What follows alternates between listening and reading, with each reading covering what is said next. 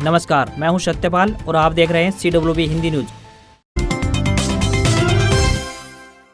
हरियाणा मौसम अपडेट। हरियाणा में फिर बारिश की संभावना, मौसम विभाग ने जारी किया yellow alert. Haryana NCR Delhi में मानसून की विदाई से पहले एक बार सुस्त मानसून गतिविधियां दुरुस्त होने की संभावनाएं बन रही हैं। हरियाणा NCR दिल्ली में मानसून अंतिम दौर में आने वाले 4 से 5 दिनों के दौरान अपनी सम्मानजनक उपस्थिति के बाद विदाई लेगा। आने वाले 5 दिनों तक हरियाणा NCR दिल्ली में मानसून गतिविधियों को दर्ज किया जाएगा। कृषि फसलों की कटाई का समय भी है। किसानों को सलाह दी जाती है कि अपनी कटाई व कढ़ाई का काम करते समय मौसम को जरूर देखें। आगामी 4 से 5 दिन यानी 21 से 26 सितंबर के दौरान हरियाणा के उत्तरी पूर्वी जिलों और दक्षिणी जिलों खासकर पंचकुला, अंबाला, यमुनानगर, कुरुक्षेत्र, करनाल, कैथल, जींद, पानीपत, सोनीपत, फरीदाबाद, गुरुग्राम, पलवल, सोना, तावड़ू, रेवाड़ी, महेंद्रगढ़, झज्जर, रोहतक व चरखी दादरी में हल्की व मध्यम बारिश की गतिविधियों की संभावनाएं बन रही हैं। बाकी शेष हरियाणा में बिखराव वाली बारिश की गतिविधियों को दर्ज किया जा सकता है। इस दौरान संपूर्ण इलाके में बादलवाई देखने को मिलेगी और साथ ही तेज गति से हवाएं चलने की भी संभावनाएं बन रही हैं।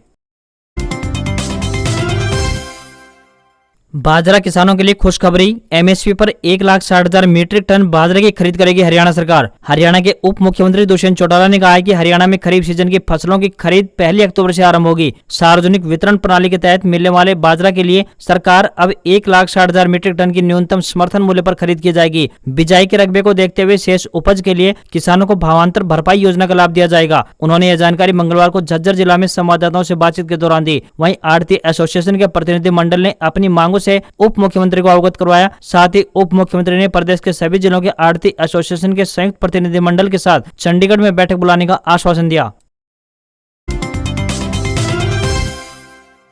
पूर्व मंत्री कृष्णमूर्ति हुड्डा बोले, हरियाणा कांग्रेस पर कब्जा किए बैठे हैं पिता पुत्र, हाईकमान को कर रहे हैं ब्लैकमेल। कांग्रेस पार्टी के नेता और पूर्व मंत्री कृष्णमूर्ति हुड्डा ने नाम लेकर कांग्रेस नेता और पूर्व मुख्यमंत्री भूपेंद्र सिंह हुड्डा तथा राज्यसभा सांसद दीपेंद्र सिंह हुड्डा पर गंभीर आरोप लगा दिए। उन्होंने तो यहां तक भी कह डाला कि दोनों पिता पुत्र कांग्रेस आलाकमान को ब्लैकमेल कर हरियाणा कांग्रेस पर कब्जा करके बैठे हैं और अब तो प्रदेश में कांग्रेस पार्टी पिता पुत्र की पार्टी बनकर रह गई है। लेकिन अब ऐसा नहीं होने दिया जाएगा और वे सार्वजनिक तौर पर कांग्रेस पार्टी में रहकर दोनों का विरोध करेंगे। यही नहीं, कृष्णमूर्ति हुड्डा ने तो यह भी ऐलान कर दिया कि दीपेंद्र सिंह हुड्डा अब दोबारा से संसद का मुंह नहीं देख पाएगा। कांग्रेस डेलीगेट्स की लिस्ट आने के बाद कृष्णमूर्ति हुड्डा गुस्से में नजर आए और उन्होंने एक प्रेस कॉन्फ्रेंस कर अपने गुस्से का इजहार किया। जैसे ही कांग्रेस पार्टी की दिल्ली गेट्स की लिस्ट आई तो कांग्रेस नेता व पूर्व मंत्री कृष्णमूर्ति हुड्डा का गुस्सा 7वें आसमान पर चढ़ गया, क्योंकि उस लिस्ट में कृष्णमूर्ति हुड्डा का नाम नहीं था।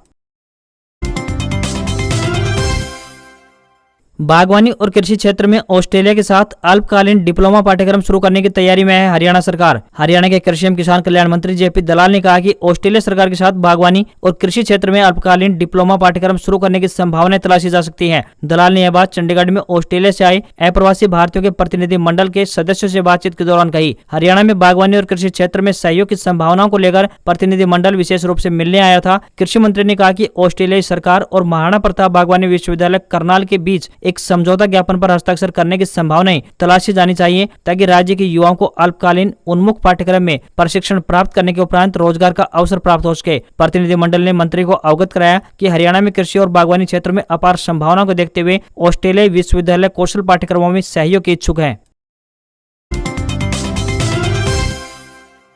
हरियाणा कांग्रेस ने भी राहुल गांधी को फिर से अध्यक्ष बनने का प्रस्ताव पास किया। प्रदेश कांग्रेस ऑफिस चंडीगढ़ में आयोजित कार्यक्रम के दौरान सर्वसम्मति से 2 प्रस्तावों पर मुहर लगाकर हाईकमान को भेज दिए गए हैं, जिसमें एक में राहुल गांधी को अध्यक्ष बनाने की अपील है, तो वहीं दूसरे प्रस्ताव में पार्टी प्रदेश पदाधिकारियों को नामित करने का अधिकार कांग्रेस अध्यक्ष श्रीमती सोनिया गांधी को दिया गया है। इस दौरान पूर्व मुख्यमंत्री और नेता प्रतिपक्ष भूपेंद्र सिंह हुड्डा, प्रदेश अध्यक्ष उदय भान, कार्यकारी अध्यक्ष, पार्टी विधायक और वरिष्ठ नेता मौजूद रहे। प्रस्ताव में कहा गया कि श्री राहुल गांधी को भारतीय राष्ट्रीय कांग्रेस का अध्यक्ष बनाया जाए। प्रदेश कांग्रेस प्रतिनिधि राहुल गांधी जी से निवेदन करते हैं कि वह सभी की भावनाओं का ध्यान रखते हुए कांग्रेस अध्यक्ष पद के लिए अपना नामांकन पत्र भरने की कृपा करें। प्रस्ताव में राहुल गांधी द्वारा कन्याकुमारी से कश्मीर तक निकाली जा रही भारत जोड़ो यात्रा की भी भरपूर सराहना की गई। साथ ही हरियाणा आने पर इस यात्रा में ऐतिहासिक भागीदारी का आश्वासन भी दिया गया। भूपेंद्र सिंह हुड्डा ने अपने संबोधन में सभी नेताओं और प्रतिनिधियों से आह्वान किया कि राहुल गांधी यात्रा के हरियाणा आने पर उसका जोरदार स्वागत किया जाए और अपने अपने क्षेत्रों में मजबूत भागीदारी को सुनिश्चित किया जाए। कौशल विकास एवं औद्योगिक प्रशिक्षण विभाग ने कसा प्राइवेट आईटीआई संचालकों पर शिकंजा। कौशल विकास एवं औद्योगिक प्रशिक्षण विभाग ने प्राइवेट आईटीआई संचालकों पर शिकंजा कसना शुरू कर दिया है। विभाग ने जारी आदेशों में कहा है कि यदि निरीक्षण के दौरान कोई भी प्राइवेट आईटीआई में अनुदेशक तथा विद्यार्थी नहीं मिले तो उसके खिलाफ कड़ी कार्रवाई की जाएगी। इससे संबंधित आईटीआई की मान्यता भी रद्द की जा सकती है तथा विद्यार्थियों की छात्रवृत्ति पर भी रोक लगाई जा सकती है। आंकड़ों पर नजर दौड़ाई जाए तो वर्तमान में प्रदेश भर में 414 आईटीआई चलाए जा रहे हैं। इनमें से 192 राजकीय तो वहीं 212 प्राइवेट आईटीआई हैं। हालांकि राजकीय आईटीआई में प्रशिक्षण व उपस्थिति की स्थिति संतोषजनक है, लेकिन अधिकतर प्राइवेट आईटीआई संचालकों द्वारा आईटीआई को भी नॉन अटेंडिंग बना दिया है। विभागीय नियम अनुसार ये विद्यार्थियों को दाखिला तो देते हैं, लेकिन प्रशिक्षण के नाम पर यहाँ पर कुछ नहीं होता। यदि भाग्यवश कहीं कोई अधिकारी निरीक्षण के लिए चला भी जाए तो इनके पास एक ही जवाब होता था कि आज आईटीआई की छुट्टी है। हरियाणा सिख गुरुद्वारा मैनेजमेंट कमेटी को सुप्रीम कोर्ट की स्वीकृति दिए जाने से चहुं और खुशी की लहर। हरियाणा सिख गुरुद्वारा मैनेजमेंट कमेटी के गठन को माननीय सुप्रीम कोर्ट द्वारा स्वीकृति दिए जाने से हरियाणा के सिख समाज में खुशी की लहर है। इस उपलक्ष्य में हरियाणा सिख गुरुद्वारा मैनेजमेंट कमेटी का पूर्व युवा प्रदेशाध्यक्ष एवं शिरोमणि अकाली दल हरियाणा स्टेट के वरिष्ठ नेता कंवलजीत सिंह अजराना के नेतृत्व में सिख संगत ऐतिहासिक गुरुद्वारा साहिब पातशाही छठी कुरुक्षेत्र में एकत्रित हुई और लड्डू बांटकर प्रसन्नता का इजहार किया गया। कंवलजीत सिंह अजराना ने संगत को विश्वास दिलाया कि अब हरियाणा के सभी गुरुद्वारा साहिबान का प्रबंध सुचारू रूप से चलाया जाएगा। इतना ही नहीं, अच्छी शिक्षा देने के साथ साथ विकास की ओर भी विशेष ध्यान दिया जाएगा। उन्होंने दावा किया कि हरियाणा के गुरुद्वारा साहिबान की प्रबंध व्यवस्था अब पूरे देश के लिए एक मिसाल बनेगी। ई ट्रेडिंग के खिलाफ अनिश्चितकालीन हड़ताल। आड़ती आज मुख्यमंत्री आवास को घेरने के लिए पहुंचेंगे करनाल। प्रदेश भर की अनाज मंडियों में आड़ती अपनी मांगों को लेकर लगातार दूसरे दिन भी अनिश्चितकालीन हड़ताल पर रहे। आड़तियों ने कहा कि सरकार आड़तियों व किसानों को आपस में बांटने का काम कर रही है। सरकार नहीं चाहती कि किसानों और आड़तियों का जो रिश्ता शुरू से चलता आया है वह आगे भी चले, इसलिए सरकार इन्हें बांटने का काम चाहती है। हम सभी आड़ती और किसान आपस में अपना भाईचारा खत्म नहीं करेंगे। हम किसानों और सरकार के बीच कड़ी का काम करते हैं और सरकार हमें ही खत्म करने का काम कर रही है। उन्होंने कहा कि प्रदेश सरकार की गलत नीतियों के चलते आज पूरा व्यापारी वर्ग हड़ताल पर है। सरकार हम पर ई टेंडरिंग थोपने का काम कर रही है। अगर सरकार ने जल्द ही उनकी मांगे नहीं मानी तो व्यापारी आज करनाल में सीएम मनोहर लाल के आवास का घेराव करेंगे। टीचर भर्ती अपडेट। हरियाणा में 7,421 टीजीटी शिक्षकों की होगी जल्द भर्ती। शिक्षा मंत्री कंवरपाल गुर्जर ने कहा है कि प्रदेश में जल्द ही 7,421 पदों पर टीजीटी के शिक्षकों की भर्ती होगी। इस संबंध में सरकार ने एक डिमांड पत्र हरियाणा कर्मचारी चयन आयोग के पास भेज दिया है। सीटेट को लेकर सरकार के नए फरमान के बाद अब बाकी प्रदेशों के उम्मीदवार इन पदों के लिए आवेदन नहीं कर पाएंगे। यहाँ पर यह भी बता दें कि अब से पहले पीजीटी शिक्षकों के 4,476 पदों की भर्ती के लिए सरकार ने अब हरियाणा लोक सेवा आयोग के पास मांग पत्र भेजा है। मुख्यमंत्री मनोहर लाल ने साफ कर दिया है कि अब पूर्व की सरकारों की भांति हरियाणा कर्मचारी चयन आयोग नहीं बल्कि हरियाणा लोक सेवा आयोग पीजीटी शिक्षकों की भर्ती का काम करेगा। अनूठी योजना। राज्य ऊर्जा संरक्षण पुरस्कारों हेतु 30 सितंबर तक कर सकते हैं आवेदन। नवीन एवं नवीकरणीय ऊर्जा विभाग हरियाणा एवं हरेडा द्वारा राज्य ऊर्जा संरक्षण पुरस्कारों की एक अनूठी योजना आरंभ की गई है। इस योजना के अंतर्गत साल 2021-22 के लिए विभिन्न श्रेणियों के पात्र उपभोक्ताओं से आवेदन आमंत्रित किए गए हैं। एक सरकारी प्रवक्ता ने जानकारी देते हुए बताया कि राज्य ऊर्जा संरक्षण पुरस्कारों के लिए आवेदन करने की अंतिम तिथि 30 सितंबर 2022 है। उन्होंने बताया कि हरियाणा राज्य में स्थित औद्योगिक, वाणिज्यिक, राजकीय, संस्थागत, समूह आवासीय भवनों को ऊर्जा संरक्षण के क्षेत्र में श्रेष्ठ उपाय तकनीक अपनाने, ऊर्जा दक्षता हासिल करने के फलस्वरूप राज्य ऊर्जा संरक्षण पुरस्कारों से अलंकृत किया जाता है। इन पुरस्कारों में नगद राशि, शील्ड तथा प्रमाण पत्र प्रदान किए जाते हैं। उन्होंने बताया कि योजना से संबंधित अधिक जानकारी के लिए हरेडा की वेबसाइट www.hareda.gov.in पर लॉगिन किया जा सकता है। आवेदन के लिए नवीन एवं नवीकरणीय ऊर्जा विभाग में किसी भी कार्य दिवस में संपर्क किया जा सकता है।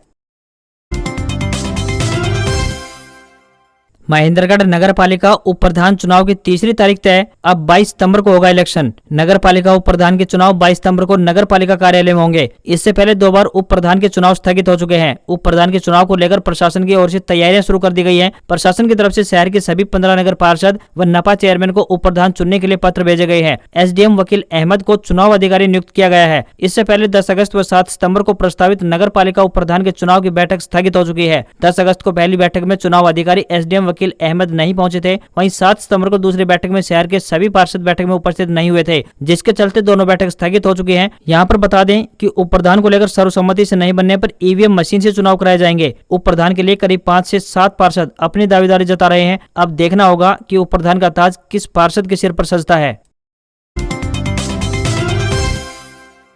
हर हित योजना के तहत जनरल स्टोर के लिए सरकार दे रही है 50,000 रुपए की सहायता। आप भी उठा सकते हैं इसका लाभ। कुरुक्षेत्र के उपायुक्त शांतनु शर्मा ने कहा कि हर हित योजना के तहत सरकार द्वारा पात्रता निर्धारित करते हुए जरूरतमंद परिवारों को सहायता मुहैया करवाने का कार्य किया जा रहा है। ऐसे परिवारों को स्टोर निर्माण के लिए 50,000 रुपए तक की सहायता प्रदान की जा रही है। इस योजना के तहत 50,000 रुपए मुद्रा लोन का ब्याज 2 साल तक के लिए सरकार द्वारा वहन किया जाएगा। योजना में 1 लाख से कम आय वाले परिवारों को हर हित योजना के तहत सहायता प्रदान की जा रही है। इस योजना के तहत चिन्हित किए गए परिवारों को हर हित स्टोर योजना में प्राथमिकता दी जाएगी। योजना का लाभ लेने के लिए 21 से 35 वर्ष तक की आयु वाले आवेदक को प्राथमिकता दी जाएगी। योजना का लाभ लेने के लिए न्यूनतम शैक्षणिक योग्यता की बात करें तो 12वीं पास होने चाहिए। हरियाणा का मूल निवासी प्रमाण पत्र भी संबंधित व्यक्ति के पास होना चाहिए। इसके लिए न्यूनतम 200 वर्ग फुट की जगह का भी होना जरूरी है। हरियाणा के गृह मंत्री अनिल विज द्वारा अंबाला छावनी में लगाए जाने वाले खुले दरबार में आने वाली शिकायतों को ठीक तरह से निस्तारण हो, इसके लिए अब एक नया मैकेनिज्म तैयार कर लिया गया है। अब शनिवार को लगने वाले अंबाला छावनी के खुले दरबार में हर रेंज के डीएसपी स्तर का एक अफसर मौजूद रहेगा, जो अपने अपने रेंज से संबंधित मामलों का ब्यौरा, FIR नंबर, थाना आदि नोट करेगा। इसके साथ ही अगले दरबार में आने के वक्त अपनी रेंज के मामले में एक्शन टेकन रिपोर्ट लेकर भी आया करेंगे। बहरहाल अफसरों से विचार मंथन के बाद में गृह मंत्री ने इनके त्वरित और पारदर्शी निस्तारण के लिए डीएसपी स्तर के अफसरों को बुलाने की शुरुआत कर दी है। प्रदेश के विभिन्न जिलों और रेंज जहां से ज्यादा मामले पहुंच रहे हैं, उनमें करनाल, रोहतक, हिसार, गुरुग्राम और अंबाला शामिल हैं। जिलों पर नजर डालें तो अंबाला, पंचकुला, जींद, गुरुग्राम, फरीदाबाद, सिरसा, भिवानी, महेंद्रगढ़ के नारनौल, रेवाड़ी जैसे जिलों से ज्यादा मामले आ रहे हैं। वहीं गृह मंत्री अनिल विज का कहना है कि हमारे पास जनता दरबार में आने वाली शिकायतों पर समयबद्ध तरीके से एक्शन हो, इस दिशा में प्रयास किए जा रहे हैं। सभी पीड़ितों को वक्त पर न्याय मिले, इस दिशा में मेरा लगातार प्रयास जारी रहेगा। 2 साल तक के बच्चों से खूब बातें करें, इससे उनका दिमाग तेज होता है, रीडिंग स्किल भी बेहतर होती है, शब्द भंडार भी बढ़ता है। छोटे बच्चों से खूब बातें करें, उन्हें प्यार दुलार दें, वे जल्दी बोलने लगेंगे, उच्चारण बेहतर होगा, रीडिंग स्किल भी अच्छी होगी, शब्द भंडार भी बढ़ेगा और IQ लेवल भी ऊंचा होगा। एक स्टडी से यह बात सामने आई है कि जिन बच्चों से उनके 18 से 24 महीने की उम्र तक प्यार दुलार के साथ खूब बातें की गई है, उनका दिमाग ज्यादा तेज होता है, यहाँ तक कि उनकी रीडिंग स्किल भी बेहतर होती है। हालांकि यह जरूरी है कि इसका ख्याल स्कूल से पहले परिवार के स्तर पर रखा जाए। बच्चे की खास तरह की परवरिश की जाए, जिसमें उन्हें अक्सर ज्ञान देने के साथ साथ बोलने की आदत भी डाली जाए। बढ़त के साथ बंद हुआ शेयर बाजार। सेंसेक्स 578 अंक बढ़कर 59,719 पर बंद हुआ। निफ्टी 194 अंक बढ़ा। अपोलो हॉस्पिटल और शिप्ला टॉप गेनर रहे। भारतीय शेयर बाजार में दूसरे कारोबारी दिन तेजी देखने को मिली है। सेंसेक्स 578 अंक की तेजी के साथ 59,719 के स्तर पर बंद हुआ। निफ्टी 194 अंक बढ़कर 17,816 के स्तर पर बंद हुआ। सेंसेक्स के 30 शेयरों में से 26 शेयर्स में तेजी दिखाई दी, वहीं सिर्फ 4 शेयरों में गिरावट देखने को मिली है। निफ्टी के अपोलो हॉस्पिटल, शिप्ला, सन फार्मा, आइसर मोटर्स और डॉक्टर रेड्डी समेत 42 शेयरों में तेजी दिखाई दी। वहीं Shri cement, Grasim, national India और पावर ग्रिड टॉप लूजर रहे। वहीं दूसरी तरफ सोने चांदी में तेजी देखने को मिल रही है। सराफा बाजार में सोना 140 रुपए महंगा होकर 49,460 रुपए पर पहुंच गया है। वहीं चांदी की बात करें तो चांदी भी 96 रुपए महंगी होकर 56,450 रुपए प्रति किलोग्राम पर पहुंच गई है। वहीं $1 का रेट 79 रुपए 74 पैसे पर पहुंच गया है। आज खबरों में बस इतना ही। देखते रहिए CWB हिंदी न्यूज। नमस्कार।